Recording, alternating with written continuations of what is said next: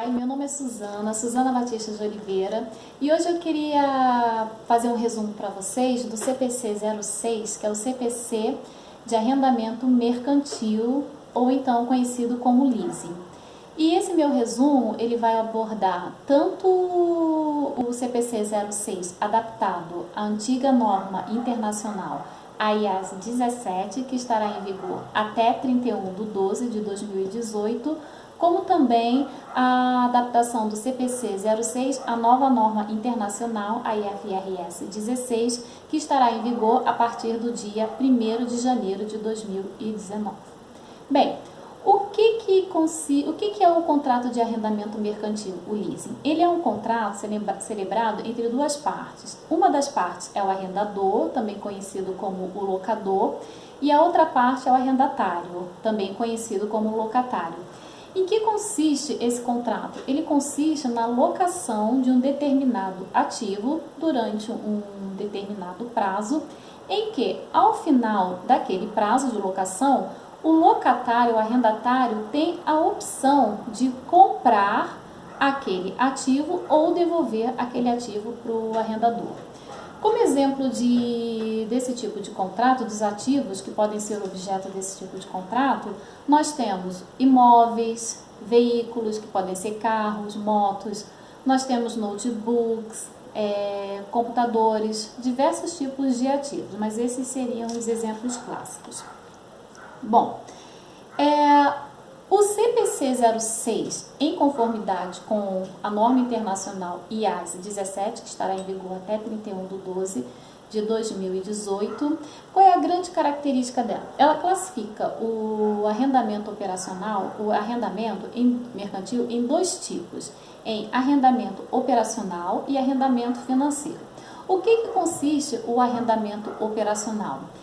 Ele consiste na utilização daquele bem pelo arrendatário, em que, no final do contrato de locação, o arrendatário não tem a intenção de exercer a compra daquele ativo. O que ele quer é usar aquele ativo durante o prazo da locação e, no final do contrato, devolver aquele ativo para o locador, para o arrendador.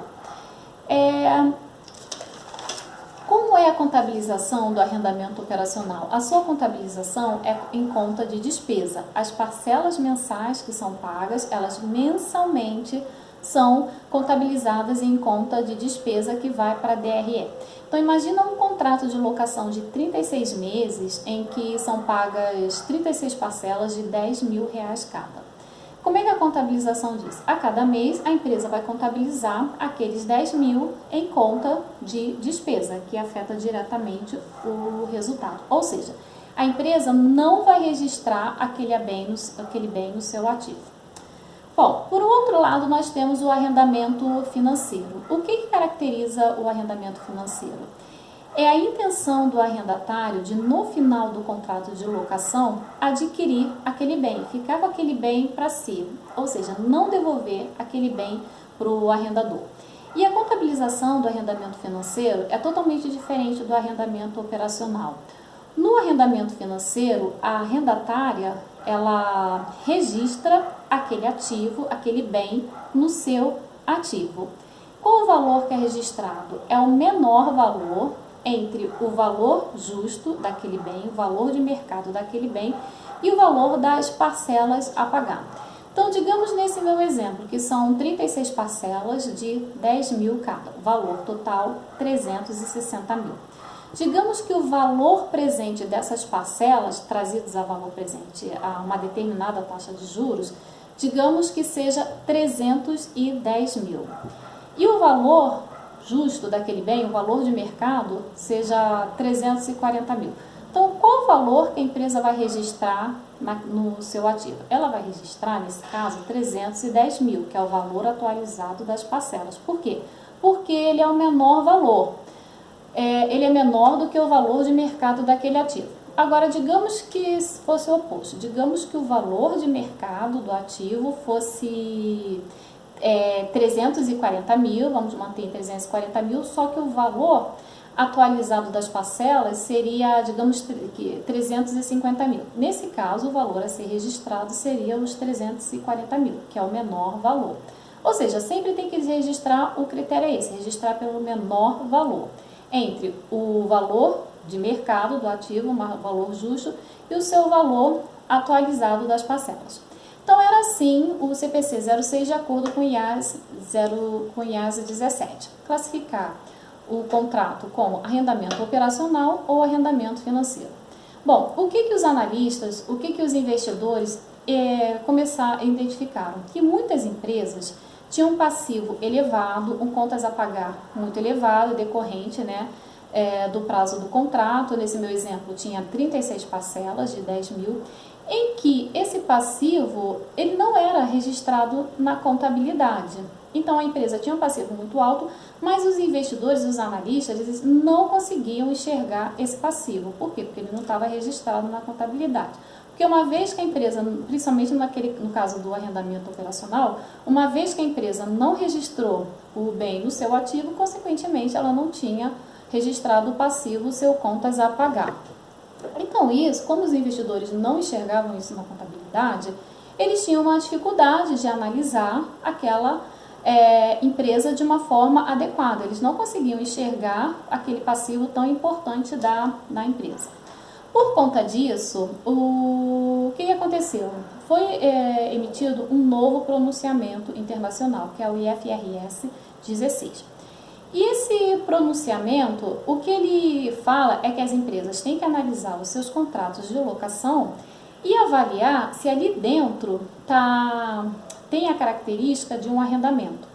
Então agora a empresa não tem mais aquela questão de saber a intenção da empresa, se ela quer ou não ficar com aquele bem após o contrato de locação. O que vai ser importante agora é identificar se dentro daquele contrato há arrendamento ou não.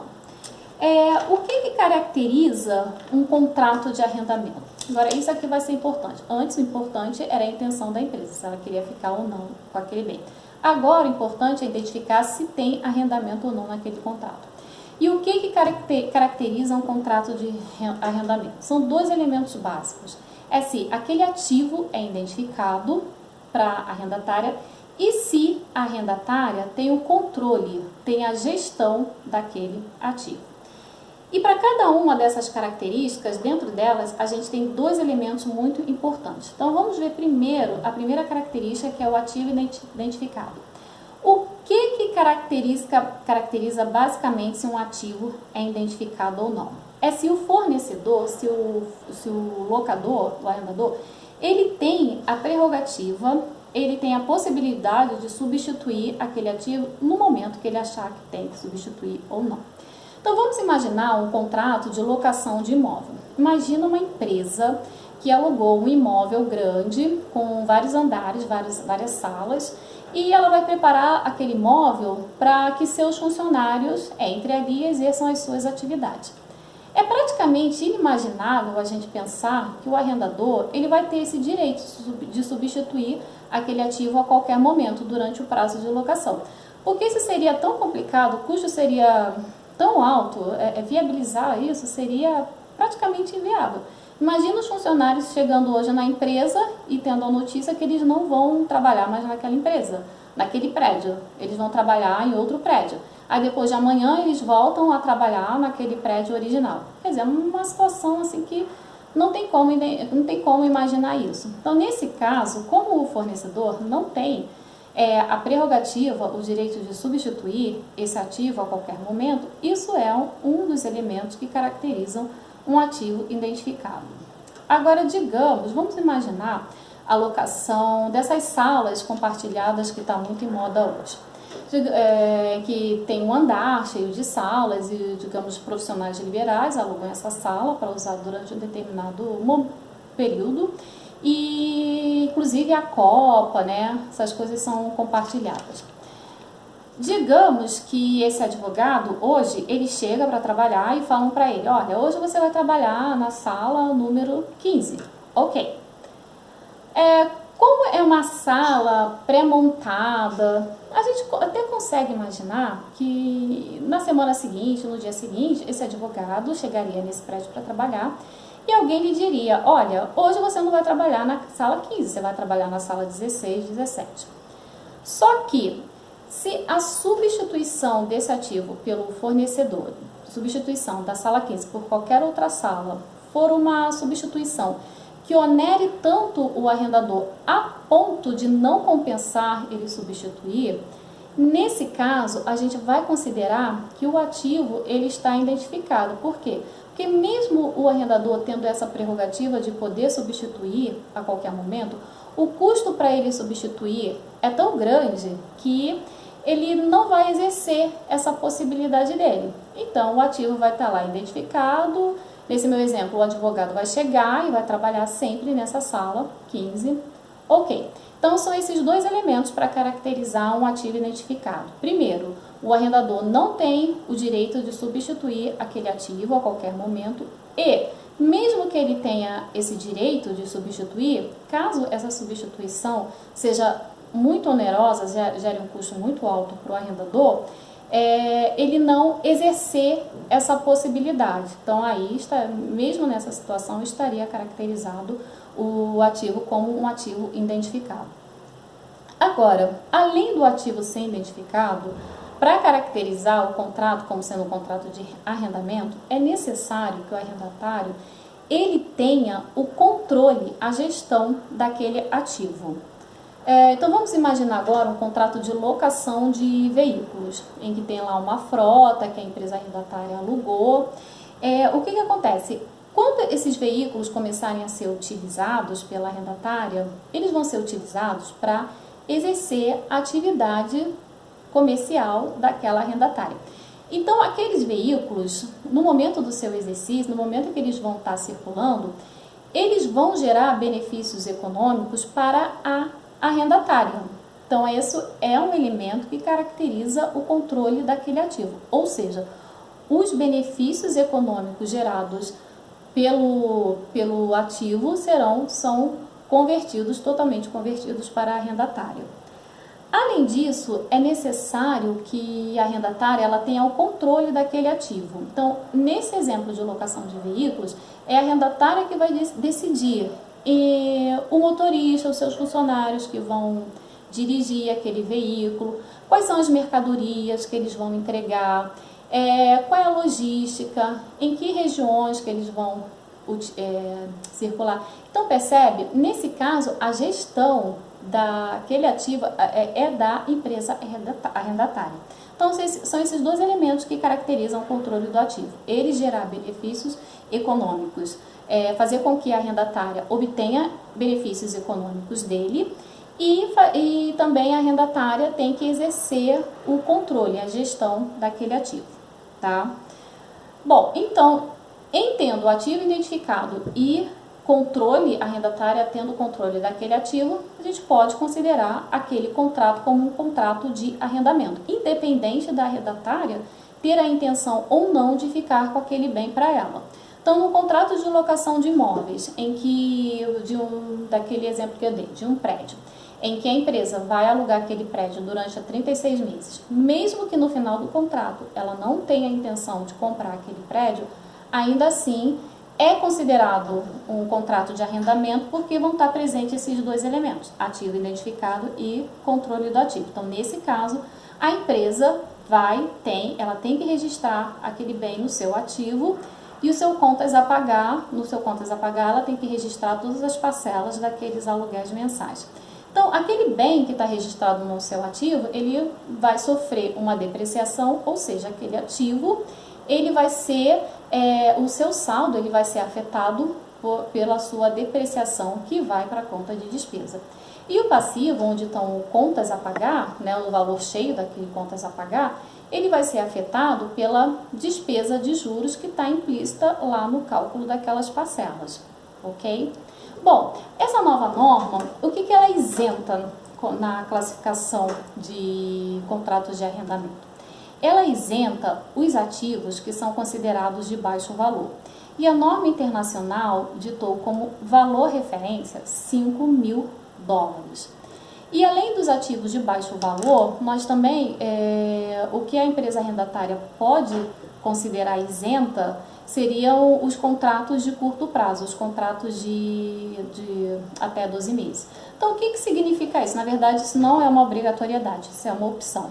O que significa isso? Se a empresa arrendatária quiser classificar o seu contrato de bens individuais abaixo de 5 mil dólares ou de contratos de curto prazo de até 12 meses, se ela quiser enquadrar esse contrato no critério de isenção, essa empresa arrendatária, ela não vai ser obrigada a registrar esses bens no seu ativo e todo esse contas a pagar no seu passivo. Ela pode continuar registrando isso como se fosse um arrendamento operacional, registrando em conta de despesa conforme o fluxo mensal de pagamentos. Tá? Então, com essa nova norma, o que essa nova norma quer atingir? Ela quer atingir a maioria dos contratos de arrendamento. Então, mesmo que a empresa não tenha intenção de ficar com aquele bem, em se identificando o ativo, em a empresa tendo controle daquele ativo, ela vai ter que registrar aquele bem no seu ativo. Ou seja, a maioria dos contratos de locação, se tiverem dentro desse critério, eles vão ter que ser registrados em conta de ativo. Então, assim, vai ficar melhor classificado e os investidores vão conseguir avaliar melhor aquela empresa, porque o ativo e o passivo vão estar devidamente reconhecidos por esse contrato de arrendamento. Então, era isso que eu queria passar para vocês, o conceito do arrendamento mercantil e como ele era diante da antiga norma internacional IAS 17, em vigor até 31/12/2018, que separava arrendamento operacional de arrendamento financeiro, dependendo da intenção da arrendatária de compra ou não daquele bem, e o CPC 06 já adaptado à nova norma, IFRS 16, em vigor a partir de 1º de janeiro de 2019, que agora não tem que se preocupar com a intenção da empresa. Se o ativo for identificado e se a empresa tiver o controle daquele ativo, é um contrato de arrendamento e tem que ser registrado no ativo e no passivo. Era isso. Qualquer dúvida que eu possa ajudar vocês, podem entrar em contato comigo através do meu e-mail susana.oliveira196859@gmail.com, meu Suzana é com S, ou então através do meu WhatsApp, DDD 11 982795766. Um abraço, tchau!